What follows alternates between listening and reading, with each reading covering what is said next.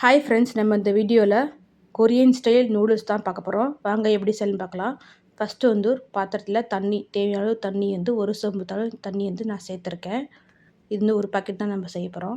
தண்ணி நல்லா கொதித்ததும் ஒரு டீஸ்பூன் அளவுக்கு ஆயில் சேர்த்துக்கலாம். எதுக்குன்னா அப்போ தான் நமக்கு வந்து நூடுல்ஸ் வந்து ஒன்றோட ஒன்று ஒட்டாது. இப்போ நூடுல்ஸ் சேர்த்துட்டு அது நல்லா வேகட்டும். நமக்கு நான் ஒரு பாக்கெட் நூடுல்ஸ் சேர்த்துருக்கேன். அது நல்லா வெந்துடும் நமக்கு சீக்கிரம். பொங்கும், அதனால் மூட வேண்டாம். நமக்கு திறந்தே வச்சுருங்க. சிம்மில் வச்சு ஒரு 5 நிமிஷத்தில் நமக்கு வந்து நூடுல்ஸ் வெந்துடும். இப்போ வந்து சைடில் வந்து ஒரு பாத்திரத்தில் கொஞ்சமாக பூண்டு நைஸாக கட் பண்ணியிருக்க ஒரு பூண்டு, சும்மா காரத்துக்கு லைட்டாக ஒரே ஒரு பச்சை மிளகா, டொமேட்டோ சாஸ் இருந்தால் நீங்கள் சேர்த்துக்கலாம். அரை ஸ்பூன் அளவுக்கு சோயா சாஸ், அப்புறம் வந்து ஒயிட் எள்ளு ஒரு அரை ஸ்பூன் அளவுக்கு சேர்த்துருக்கேன். சேர்த்துட்டு அந்த மேகி மசாலா பாக்கெட் இருக்குது பார்த்திங்களா, 2 பேக்கெட் வந்து இதோட நம்ம வந்து சேர்த்துக்கலாம். காரத்தை தகுந்த மாதிரி நீங்கள் சேர்த்துக்கலாம். லைட்டாக உப்பு இதையும் சேர்த்துட்டு நல்லா மிக்ஸ் பண்ணிக்கலாம். இப்போ வந்து சைடில் வந்து பார்த்திங்களா நூடுல்ஸ் நல்லா வெந்துருச்சு.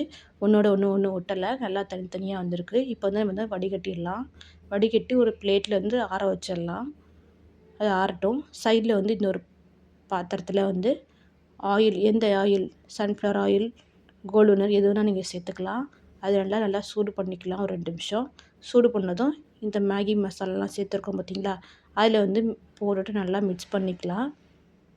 உங்களுக்கு எந்த அளவுக்கு எண்ணெய் வேணுமோ அந்தளவுக்கு ஊற்றிக்கலாம். நான் 2 ஸ்பூன் அளவுக்கு ஊற்றிட்டு இப்போ ஆற வச்சுருக்க மேகியை வந்து இதோட நம்ம சேர்த்துக்கலாம். சேர்த்துட்டு நல்லா மிக்ஸ் பண்ணிக்கோங்க. இதுமாரி நீங்கள் ட்ரை பண்ணி பாருங்கள், டேஸ்ட்டு சூப்பராக இருக்கும் நமக்கு. இப்போ மிக்ஸ் பண்ணிட்டு அவ்வளோதான், ரெடி ஆகிடுச்சு. நீங்களும் வீட்டில் ட்ரை பண்ணி பார்த்துட்டு எப்படி இருந்துச்சுன்னு கமெண்ட் பண்ணுங்கள். Thank you friends.